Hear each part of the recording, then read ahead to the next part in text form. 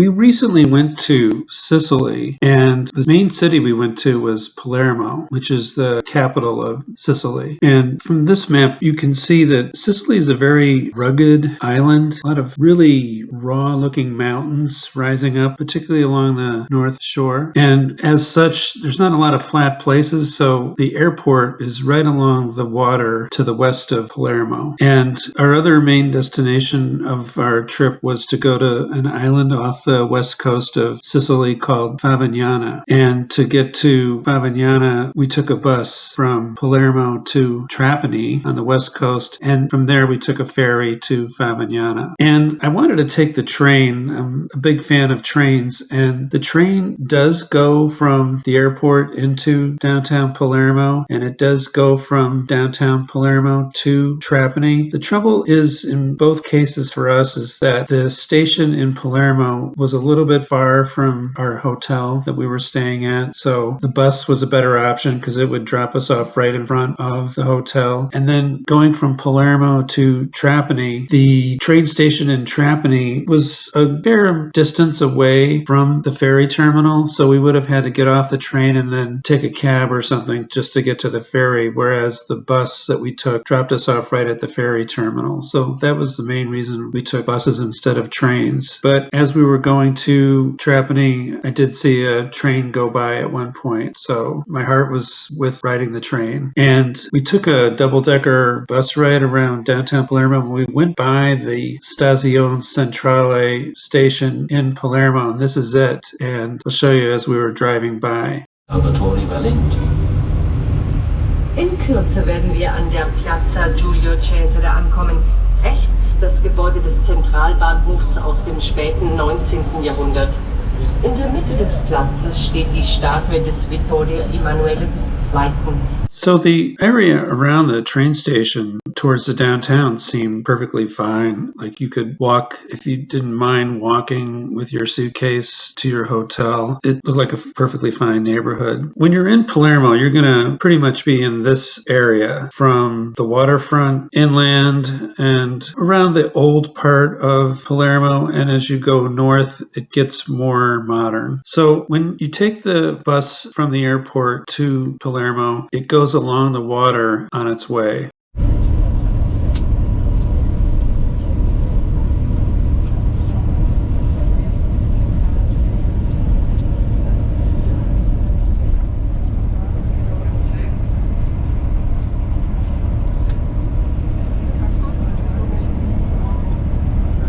Well, this picture gives you the overall sense of the Palermo area, and I would also say for the northwestern part of Sicily, it seems to be really developed along the water wherever it is possible to develop, unless it gets too rugged and mountainous right by the water. So when you land at Punta Raisi and then go from the airport to Palermo, you'll go along the water. And I've noted Mondello, that's the beach area that everybody from Palermo and tourists go to. It's north of Palermo, and you can get there by train or by bus, but the train, it's the same problem with downtown Palermo. The train doesn't really drop you off right close to the beach, so where it does drop you off, you can walk to the right to Mondello, but it's an hour-long walk. And then you could go northwest to the Isola della Femmina. That's about a 40-minute walk, that area. So you got a long walk. So they say to take a combination of buses. And one thing I'll add too is everybody advises against taking cabs in the Palermo area, that you can really get ripped off. But if you don't mind paying the money, like they say it's a short cab ride from Palermo up to Mondello, but it'll cost you 25 to 30 euros. But you're going to spend 15 euros for a sun bed if you want to rent one on the beach with a parasol. So you might as well fork over the money. But if you wanted to take the bus, from what I've read, you have to make a connection at the sports stadium and then transfer buses. So if you're willing to do that, then you can get to Mondello. But that's the big beach area on the coast near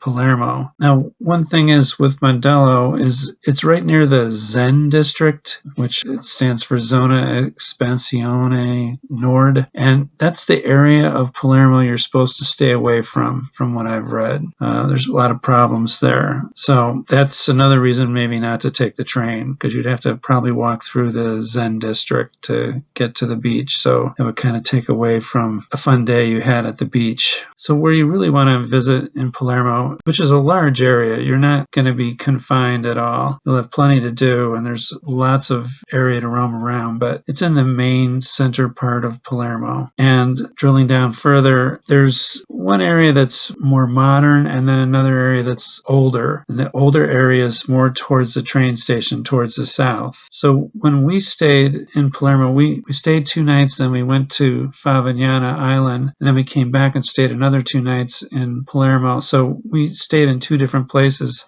And the first place was in this northern, more modern area, Politeama Liberta. And then the other place we stayed at was like a Airbnb type place. It was affiliated with a boutique hotel, and we actually got the keys at the hotel and then had to walk a block or so to get to a walk-up apartment that was high up in a building with no elevator, a lot of stairs. That was in the older part of town, really interesting to stay in. So we got to see both parts of the downtown of Palermo. And then, as I mentioned, the train station is not really close, especially to the Politeama neighborhood. It's closer to the older part of Palermo. So what I'm going to do is I'm going to take this map and then I'm going to turn it on its side to show you maybe the way people look at the city more when you're actually on the ground. So I'll turn it sideways, and then I'll use this map from the hop-on, hop-off bus people, and we took one of the routes that they had, and it's a nice way to especially acclimate yourself with the city. But we did it the first full day we were in Palermo, and we had jet lag, and we did a lot of walking, but we were getting kind of tired, so we didn't mind buying, I think it was 15 euros per person to ride on the hop-on, hop-off, and you can stay on it all day. We actually did 1.5 loops. We did the one complete loop on the left, and then we took it again to get closer to our hotel where we got off. So it worked for us. And I'm not saying you can fully understand a city from looking at it from a top of a double-decker bus, but it was nice to see that there were other nice areas that we didn't get to go to, but we drove by them, including by the water. So when you're in Palermo, this is the key street, I think, that you'll key off of. It's a street that changes its name, but it's the same street, Via Maquetta and then Via della Liberta. And Via Maquetta is pedestrian only, and when it goes to the left at the end, you get pretty near the train station. And then Via della Liberta is a nice street to walk up and down, and it also has traffic too. And then another street that sort of runs sort of parallel but angles off is Via Roma. And Via Roma is more like where all the scooters go, a lot of traffic. It's a very busy street, but there are interesting places to check out. We happened to stop in one store that was into British rock memorabilia, and then when we went into the store, they also had this album by Lou Reed, and I almost bought it because I'm a big Lou Reed fan, but it was his album from Live in Italy. I can buy it back in the US. The only reason I didn't buy it was I didn't think it would last. It would make it in my suitcase. I didn't want to take that chance, but that just shows you that they respect Lou Reed and his band in Italy. So getting back to the main east-west street, I'm going to show you the more modern area first, Via della Liberta. And this is the road, by the way, that the buses will take. It's a nice upscale street. It's kind of like Park Avenue in New York, sort of like that. So imagine taking a bus to the airport up Park Avenue. It's kind of like that. And where we stayed was right next to this Hotel Politeama. Very good location. It was a nice hotel. It wasn't 5-star, but it was nice, and it had a great breakfast. That a pretty good crowd was there for breakfast each morning. We were there, and it's right across from the Teatro Politeama Garibaldi, which is one of the 2 big theaters for live performances in Palermo. And I don't think there was anything playing the night we were there, but there was something, I think, the night right before we were there. So that's where I'm talking about. And then there's a big plaza area in front of that. So let me show you this area.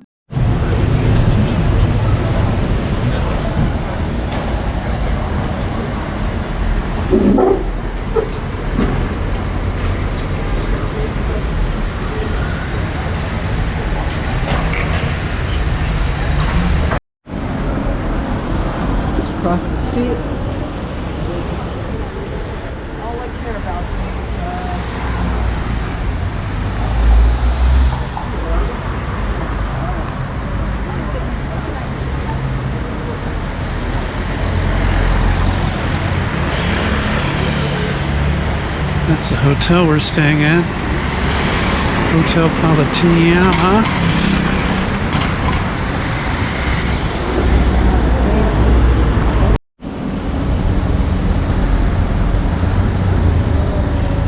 Can't tell whether that theater is still open, but it's beautiful. Look at the horse statues on the roof.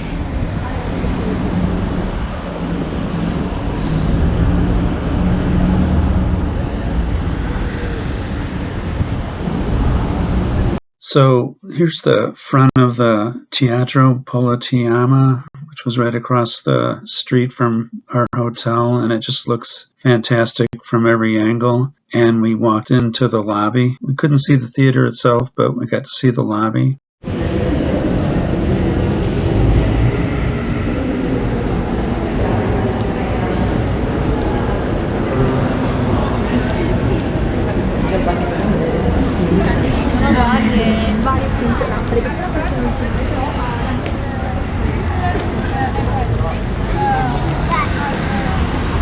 So the street that I mentioned before that runs east-west and runs right through Piazza Politeama in front of the theater, the Teatro, going in the one direction is Via della Liberta. There's a close-up of the street sign. And it's a high-end shopping area, and they have cameras naturally. They have a lot of high-end stores in this area, so there's cameras on the sidewalk.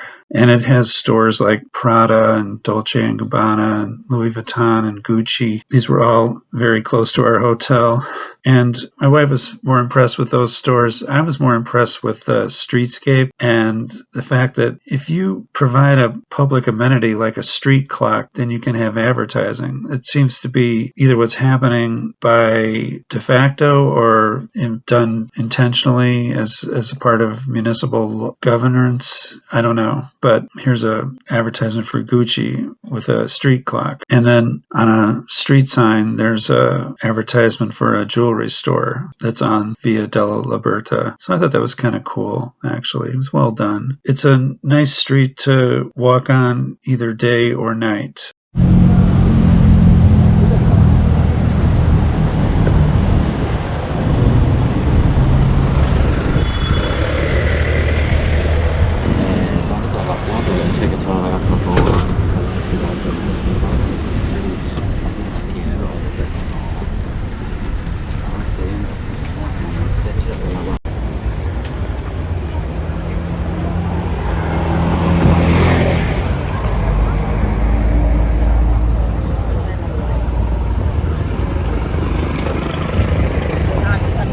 So walking along the street was nice, Via della Liberta, but at one point there was a outdoor bookseller along the street, and I couldn't help notice that he had this book on sale, Mein Kampf. Boy, I mean, I had to go back and check to see if Amazon sells Mein Kampf, and they don't.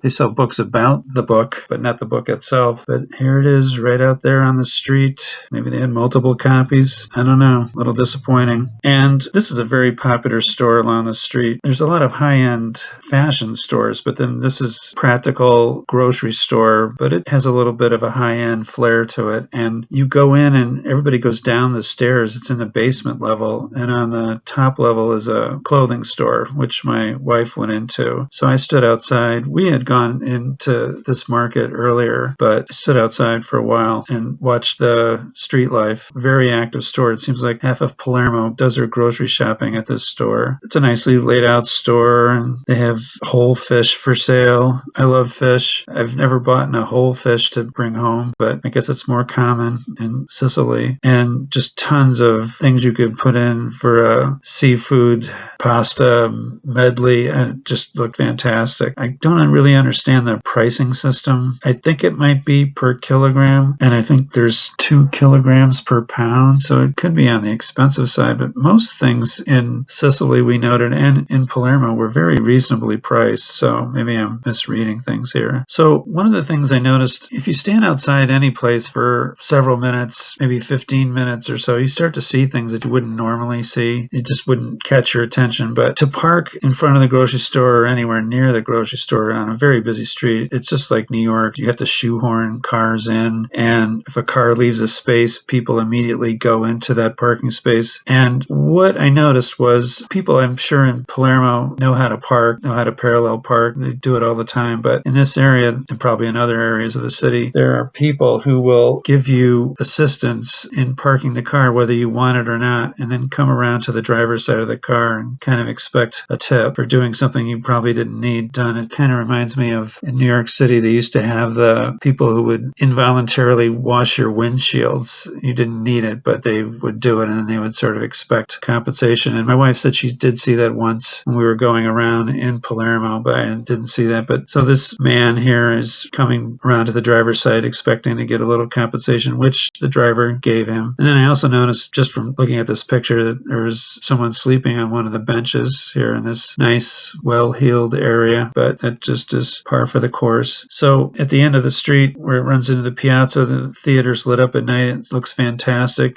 as fantastic at night as it does during the day. And everything comes to life at night. This is a penthouse apartment that you could see from our hotel during the day. And here it is lit up at night. It just looked so cool. And the views the people must have from that penthouse, just really nice. And there's a lot of high-end residential buildings, and everybody probably wants to have a deck that they can go out and they have their cactus and other plants out on the balconies. But one thing that got me, and I was looking at the map of the area as I was putting this together, and I did notice it as we were driving around on the double-decker bus. We went by what looked like a large prison, and it's right near the Via della Liberta high-end area. It'd be like having a major prison on the Upper East Side of Manhattan, and that's the name of it. And let me have Google pronounce it. Carcere del Lucciardone. Easy for him to say. Anyway, it's a major prison, but they have to be somewhere, so this one is right in Palermo. So I've just shown you the area around the northern part of the main part of downtown. This area, Palermo Liberta, they call it. I don't know if anybody in the area actually calls it that, but that's what they call it on the map. And then the second area I'll show you is south of that. It's an older area,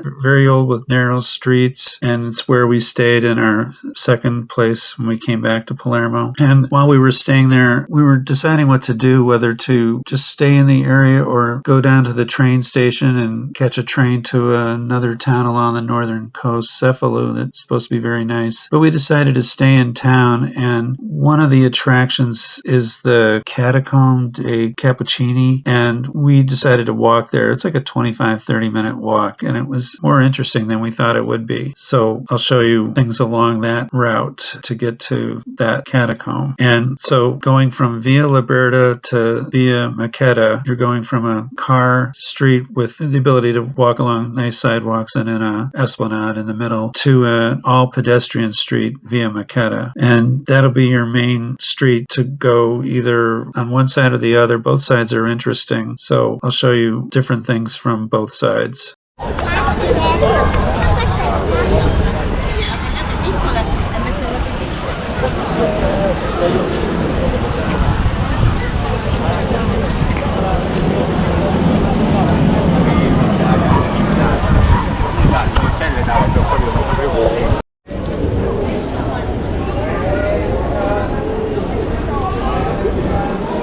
We think maybe this street is just closed on weekends, or maybe just Sundays, but it's a big pedestrian thoroughfare.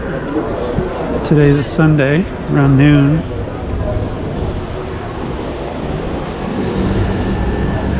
Traffic can still come through on this cross street.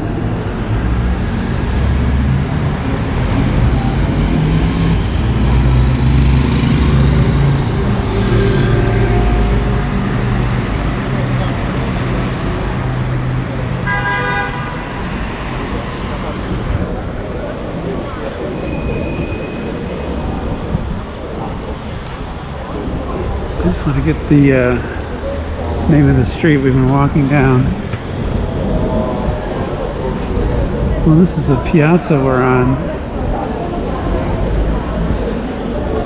They're pretty good with the street signs on the sides of buildings on the corners. I don't see one.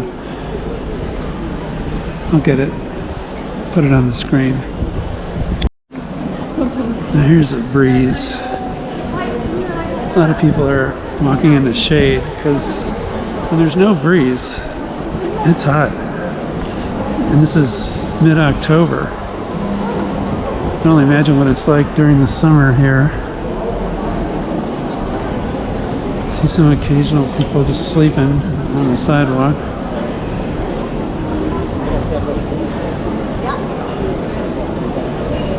No different than the US.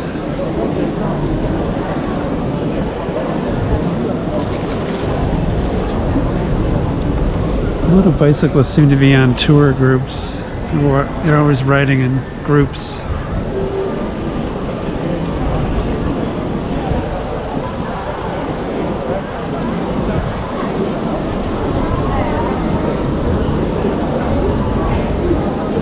A lot of familiar names because they're from Italy and they've come over here, coming over to the US, so.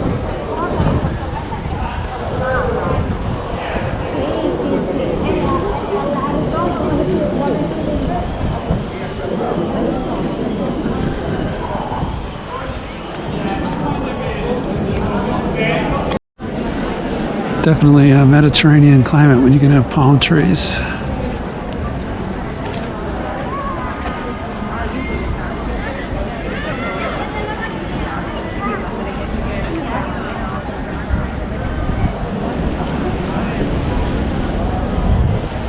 Some palace through there. We'll have to go take a look at that.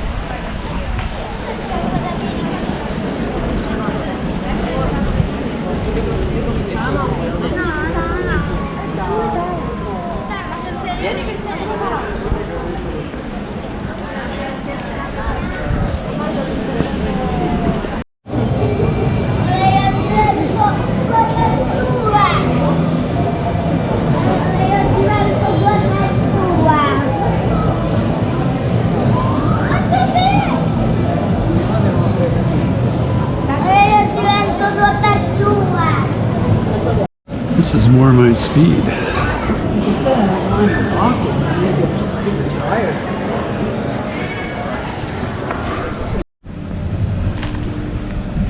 It's where it pays to know the back streets of Palermo.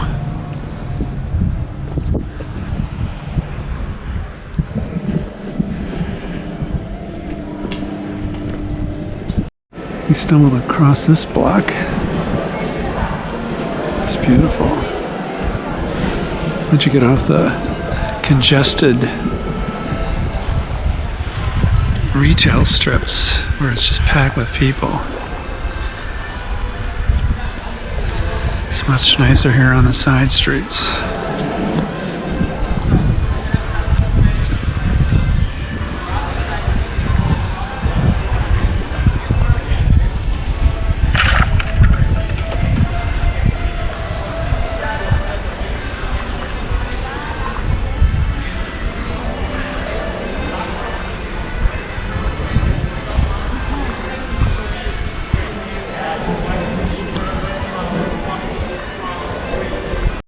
I think it was while we were walking through this piazza that I looked up and I saw this window-sized plaque about Giuseppe Garibaldi. And after I got back here in the States, I translated the plaque and read about Garibaldi because I kept seeing that name. And he's definitely written about a lot in Wikipedia, partly because he had such an interesting life and he is regarded as one of the founding fathers of modern Italy. And he is kind of like a combination of George Washington as a general, Abraham Lincoln as a leader of causes and Magellan in terms of being a world traveler and traveling to faraway places like South America and China, North Africa, New York, including Staten Island, surprisingly, and London and Paris and everywhere in Europe. And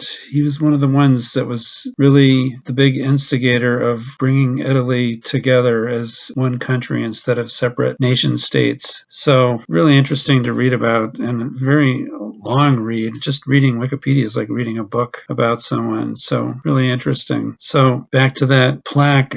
The translation is basically Garibaldi slept here for 2 hours on May 27th, 1860. But you got to say more than that. And in the Italian way, they know how to do that. So he rested his tired limbs in this illustrious house during the enormous explosions of the deadly weapons of war. He slept peacefully.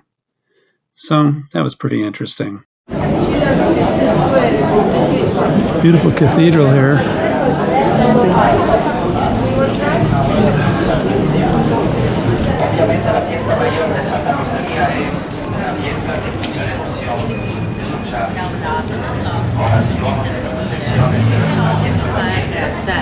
Ogni persona sa. No lo sé, a mí se puede parecer, a veces me parece como, es como entre los ángeles y San Juan, hay algo mezclado que no se entiende bien, pero parece simplemente... Can we walk in? Let's walk in.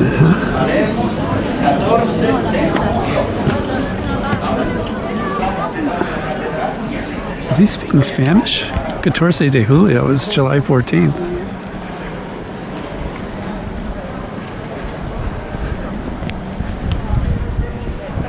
Fantastic. Look at all the people up on the roof. It's beautiful.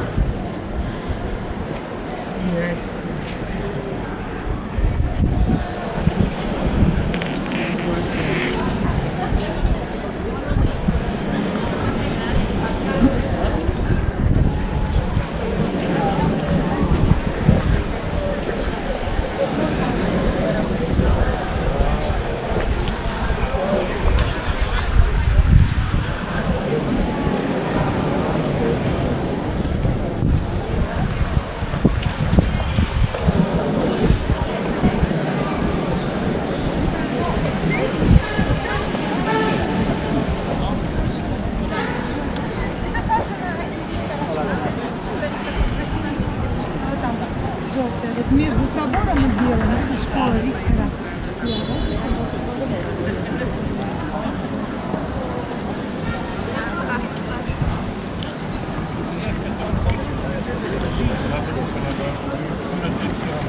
Is that the arch you saw, Lynn?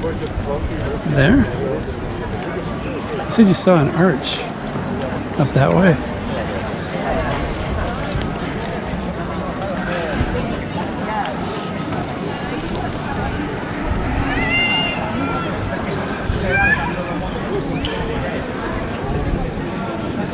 It's a museum, former palazzo. Mazzetti francesi, per le Filippine poi chiederanno aiuto agli aragonesi di tutta questa rivoluzione nazionale siciliana è una burla. Queste tre gambe, questo simbolo con le tre gambe. Questo lo potremmo trovare alla For those of you who speak Italian, I hope you're getting something out of what he was talking about there.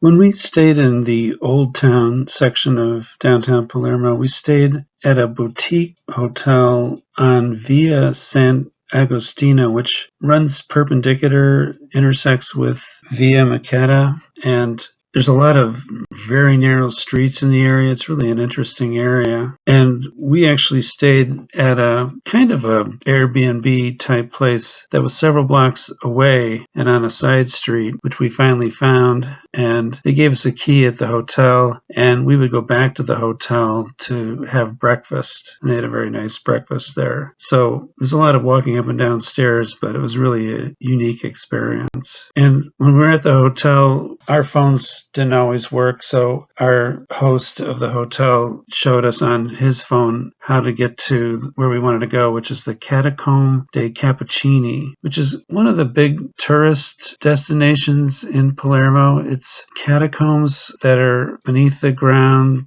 next to a cemetery, and it's run by the Capuchin monks. And it's where a lot of people from the 1800s and early 1900s were kind of mummified and sort of hung up on the sides of the walls. It's a hard thing to describe. So we went to that, but it was more interesting, actually, as unique as that sounds, it was more interesting to us walking to and from the catacombs. So it was nice to have a destination in mind. It got us out of the usual places that people go, and we walked through regular neighborhoods, so it was interesting. So it was pretty much of a straight shot. We stayed on Via Sant'Agostino, and we might have had to do one jog at one point, just a little bit, and then we kept going. So it was pretty much of a straight line to the catacombs, like a 25-minute walk. And we had beautiful weather as we did our whole trip, but this day in particular, it kind of reminded me of San Francisco. It was very crisp and sunny and really fresh. And as I mentioned, the streets were really narrow, and then they would really get amazingly crowded with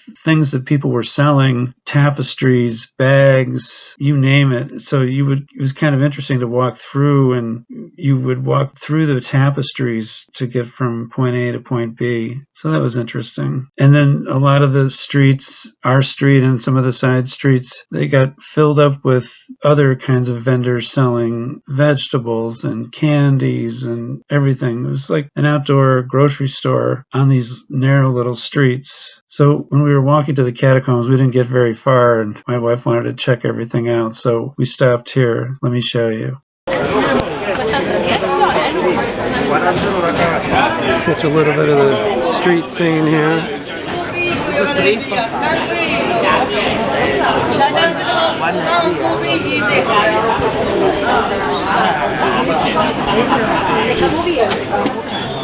Abbiamo i zaini vuoti, abbiamo.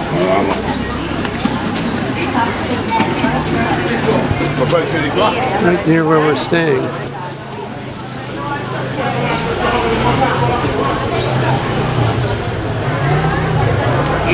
Naturally, the scooters always got to come right through.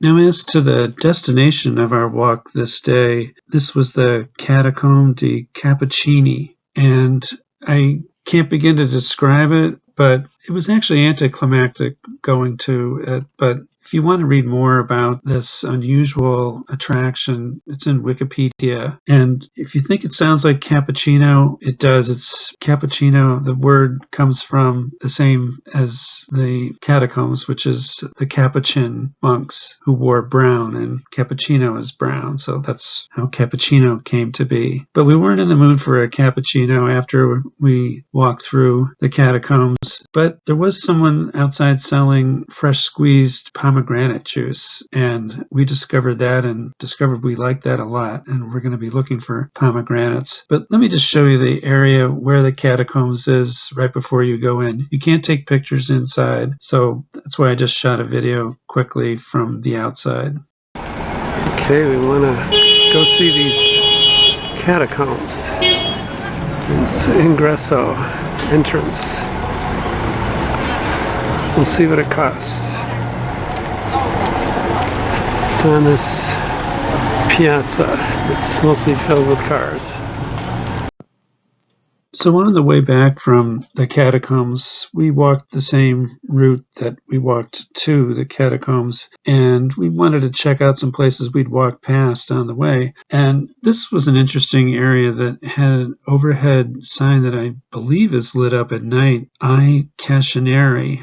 And I looked it up and it says to the farmhouses, so I don't quite understand the meaning of that in an urban neighborhood. There's no farmhouses near here, but there was a restaurant by the same name, Trattoria ai Cascineri, and my wife and I walked by it and then she pulled me back into it, and it turned out to be a great restaurant, and it's gotten all kinds of awards. And I looked it up online, and tons of people have taken pictures of what they ate there and posted them, like 1,800 pictures of food they ate. And it's just a normal restaurant, but when we went in, the dishes we had were fantastic. So it was a real find. And it's on the Via di Asuna, which sort of runs into the Via Sant'Agostino where our hotel was. So I would highly recommend it. It's not in the tourist area at all, but people seem to know where it is and they find it. So I highly recommend it. And this just shows you that it's pretty much of a straight shot from the Casa Nostra Boutique Hotel where we stayed in that area, right down the Via Sant'Agostino, from more towards the main part of the downtown and then going out to the outer area. Not that far of a walk. And then another place we stopped back in at was this place. It was kind of a shop and kind of a museum at the same time. It had a lot of interesting things, and we wound up buying something just as a memento of being in Palermo. But it had these, how would you describe them? Like, I guess they were hooked onto horses for people to ride in. I don't think they were rickshaws or anything, but they're very colorful, very artfully designed, and they had all kinds of things you could look at, and the longer you stare at the picture, the more things you notice, including underneath the table there is kind of a Pinocchio little chair for a baby to sit in. That was interesting. This is an old knife sharpener that a vendor would bring down the street, and if you needed your knives sharpened, he would do it for you right out of there in the street. Now, I don't know if it was painted as colorfully as this when he used it, but it is colorfully painted now, as well as other objects to art that are displayed. And you can see there's a little place where you can donate money. They call it a museum cart, but it was a place where we were waited on by a 8-year-old or 10-year-old girl. She didn't speak English, but she was the sales lady, and she went into the back, and I'm sure one of her parents wrapped up what we bought, but she told us that no credit card, only cash, so we paid for it in euros. And this is what we got. We got some tiles to bring back. Don't know where we're going to put them in our house yet, but we thought it was pretty cool. And it was another one of these walks where you see a lot of the doors that are just gigantic as you're walking past. And what we saw then was sort of what mirrored in our Airbnb. This was a wall-sized picture on the wall behind our bed. Really cool. So again, it was not a long walk, and we had a perfect day to walk it, so it was very interesting.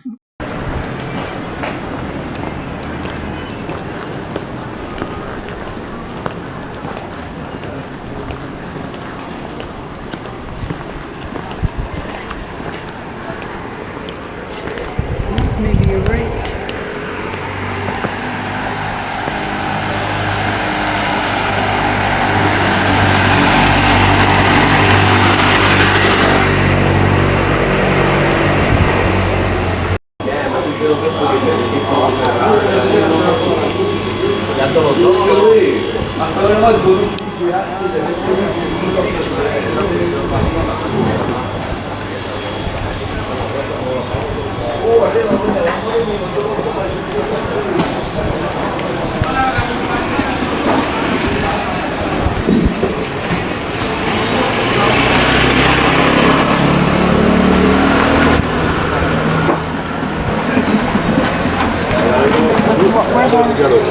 We're the next one.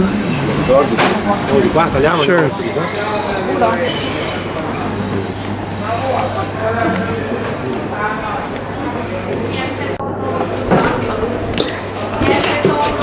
Ooh, all those marzipans. We also spent a fair amount of time walking around the old part of downtown Palermo, east of Via Maquetta, and the streets are just as narrow and things are just as packed with stores, restaurants, and all kinds of things in narrow little streets. So this is a restaurant we stopped at that we thought we were going to have dinner at, and they seated us right away and everything, and my wife and I were studying the menu, but they would not come over to take our order, and we eventually deduced that maybe the chef hadn't arrived yet.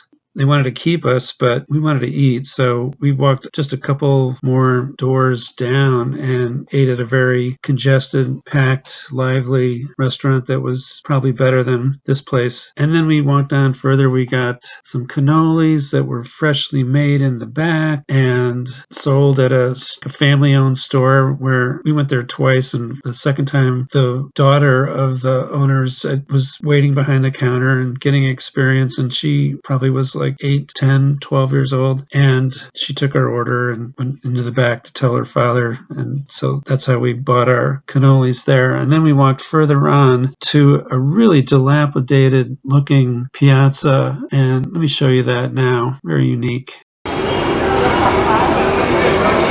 is one of the crazy places we're here at. One of the little piazzas is totally covered in graffiti here in Palermo. But we still have restaurants, people sitting out, lots of garbage piled up, but still commercially viable.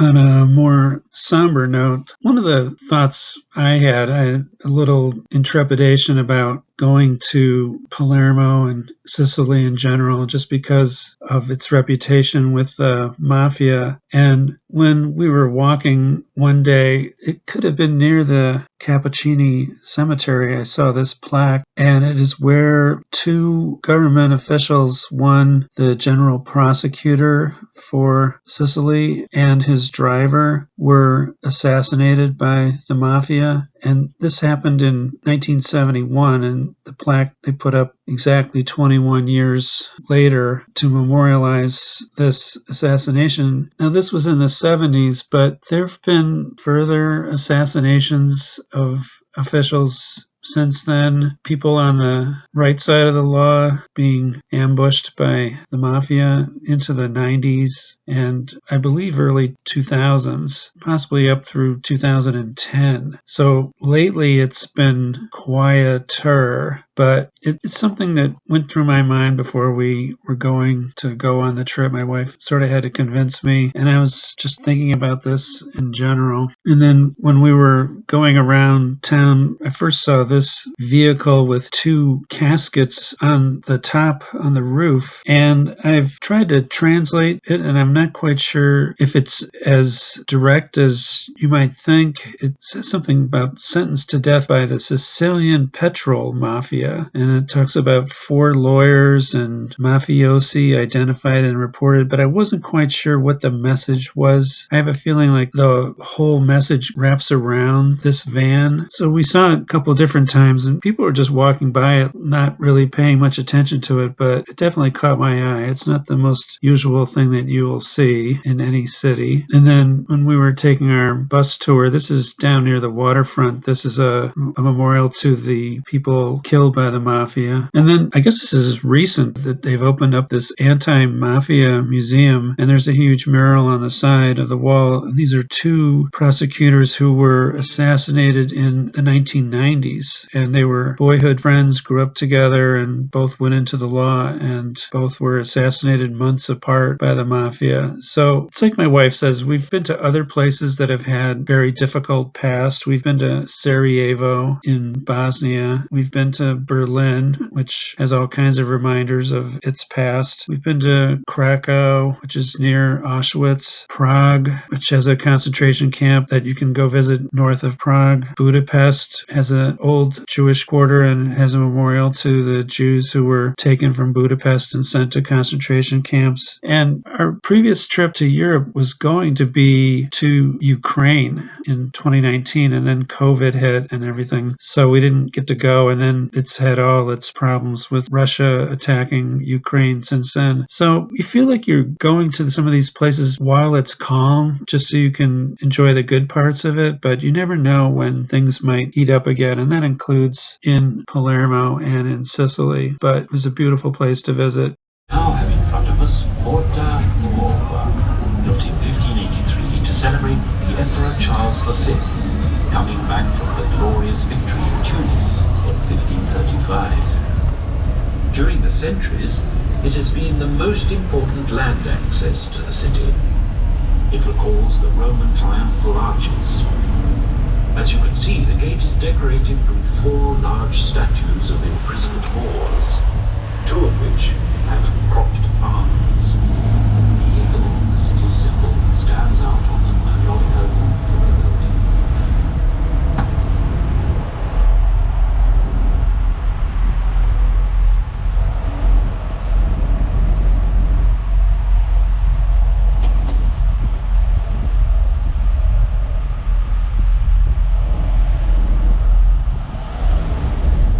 See, here's a typical apartment buildings we saw coming into the city yesterday.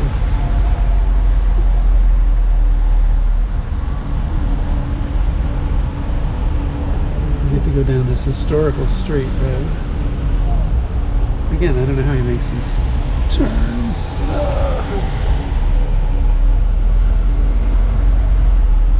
Mercato del Capo e Porta Carini. Always on the right, del Capo Market and the Porta Carini.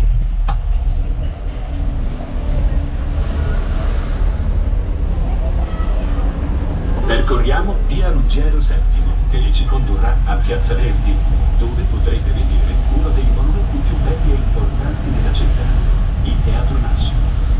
È il teatro lirico più grande d'Italia e il terzo in Europa dopo l'Opera di Parigi e quella di Vienna.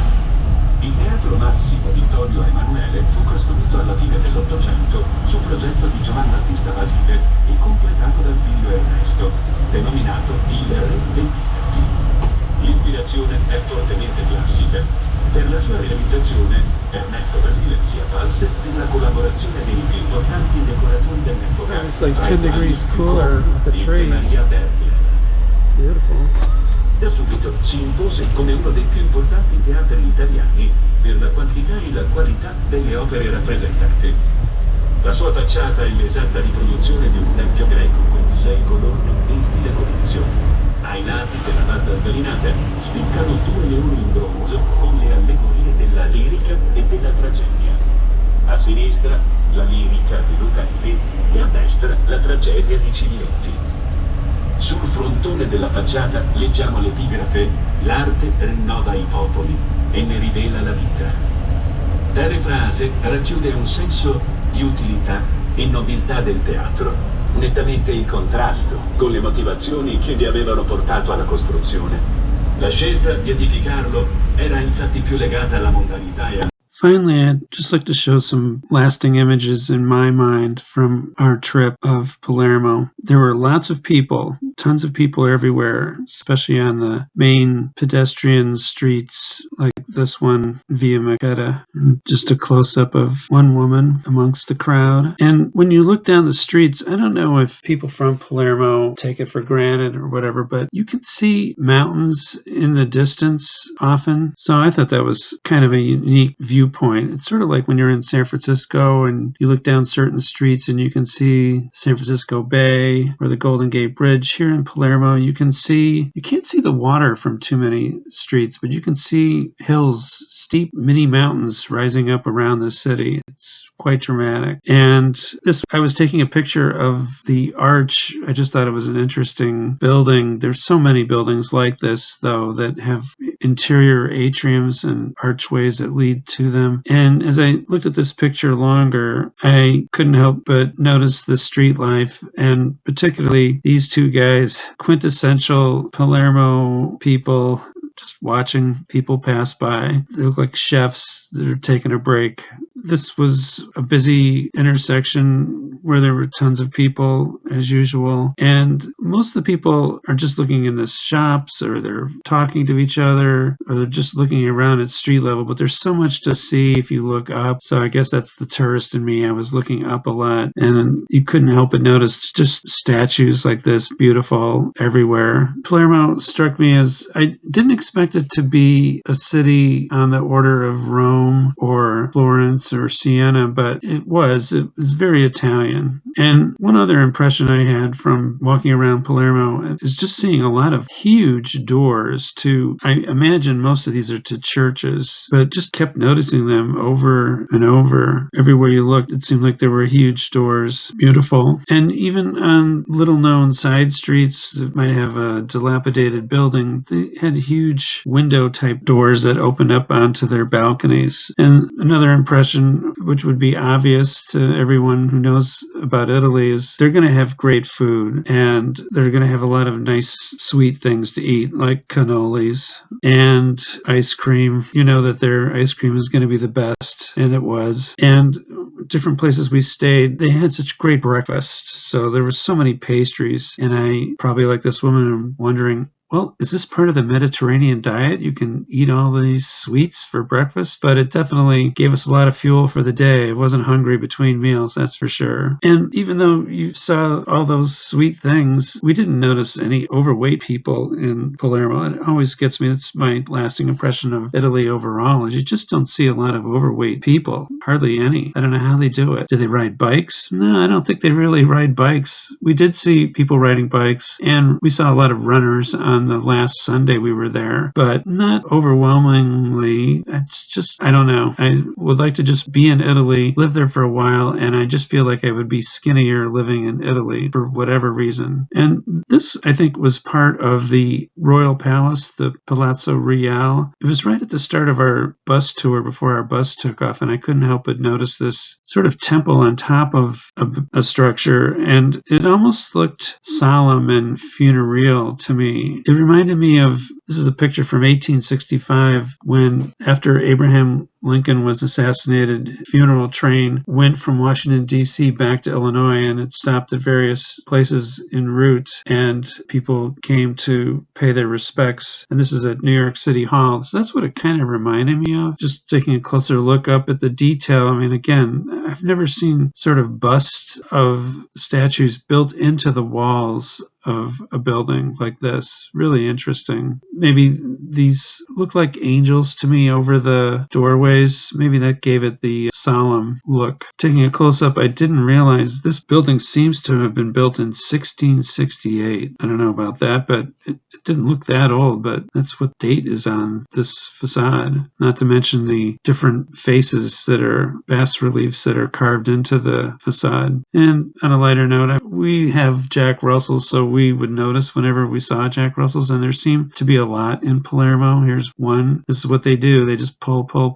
And here's another one. And they were really good-looking dogs. And the man who was walking this dog was appreciative that we were taking a picture of his handsome dog. And then this is the main focal point of Palermo, the Teatro Massimo. It's a theater, 1,300-seat theater. It's the largest theater. And I think it was originally built for opera. It took 22 years to build, and it opened in 1897, so it wasn't that long ago that it opened. It's one of these buildings that looks good from every angle, and here's the interior. We didn't get a chance to go to any performances there, but it looks fantastic. On our last full day in Palermo, we came upon a parade that was going down the Via Marchetta. People were dressed in historical dress, and we couldn't quite make out what the purpose of the parade was. Maybe these were people that were going to be in an opera that night at the theater, and they're just drawing attention to the theater theater and what's going to be performed there. I don't know. This was sort of around Columbus Day, which is celebrated in Italy. That could have been the reason, or it could have been another reason, but there was a couple things going on. I'm going to show a video and a clip in a second, and you try to make out, if you speak Italian, there was kind of an antique car rally going on in conjunction with this parade. I don't know, but you'll get a taste of the street life, and if you like to listen to Italian, you'll get to hear some of that coming up. And you'll be watching this parade along with the Italian Red Cross, the Croce Rosa Italiana.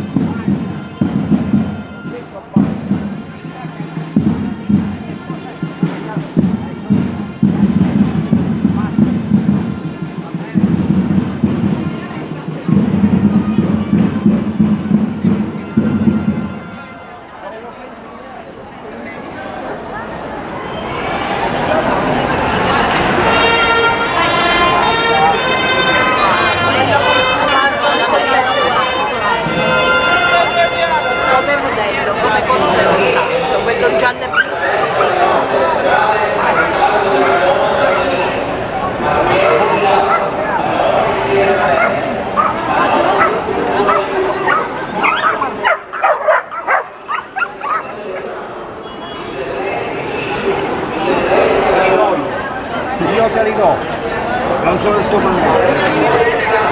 Va bene? Vai.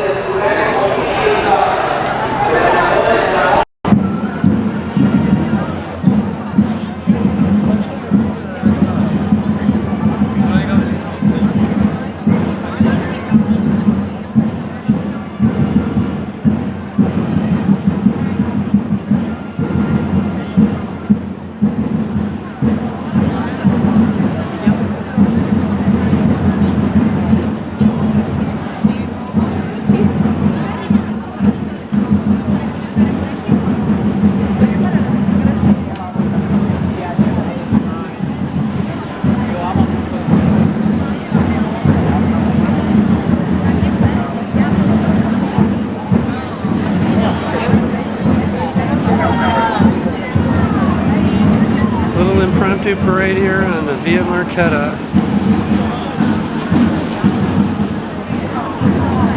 Which is a pedestrian-only street, usually.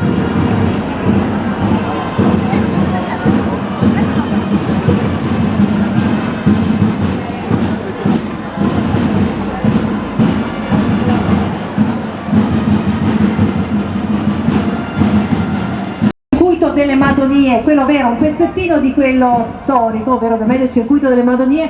Allora, io prima ti ho parlato di Cerda, se ti dico Collesano cosa mi dici? Siamo sempre lì, è storia per la targa, è storia per noi siciliani, il motorsport è nato in quelle zone, è sentita in maniera forte la presenza della targa, molti appassionati siciliani di quell'area sono tutti partecipanti al campionato regionale anche rally, quindi il motorsport nelle Madonie è sentito in maniera molto forte e calorosa.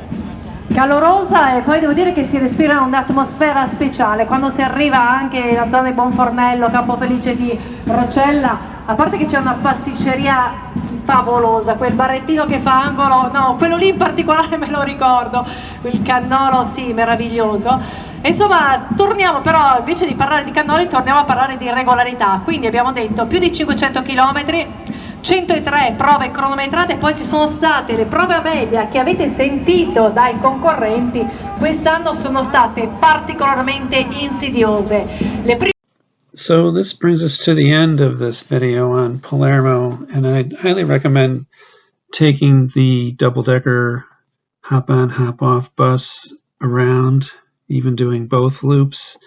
And also just be prepared to walk a lot, because it's an interesting city to walk around, and you're not going to get around very well on other modes of transportation unless you used a scooter, just because the streets get really narrow. And on our last morning before we went to the airport, my wife spotted another guy who was wearing a Pittsburgh shirt, so she had to go over and talk to him because she's from Pittsburgh. And it turned out this couple was staying at the hotel where we were staying at, and they're from Canada, but he had relatives in Pittsburgh. That's how he came across the shirt. And it turned out that they were on our flight from Palermo back to London, and we were taking separate flights back to North America from there. And if you want to decide when to go, I mean, just look at the temperatures that we had, and all sun, never a drop of rain. This was the second week of October, and we've already made plans to go back to this part of the world next year about the same time, a little earlier. And if you're interested in the other aspect of what you can do in Sicily, you could watch the other video that I've made on our trip to an island off the coast of Sicily, the western coast, called Favignana. And these are some scenes from our stay there. We're definitely going back. This was a cool arch around the Cala Rotunda. It's where beautiful people go. A lot of people come in on sailboats and jump into the water from there. And then it has crystal clear water, all the places we saw. The beaches can get very rocky. They're not pure sand beaches, so you have to sort of pick your spots, but it's worth it to us. And it has like a little mountain range on this island that's 1/10 the size of Martha's Vineyard or Catalina Island. And connected to the place we stayed was this really cool outdoor area where people go have drinks, have vegetarian fare to eat, and watch the sunset to the west. And that was our spread one night. We went there several nights, and that was the view we had. So thanks again for watching, and we'll see you in the next video.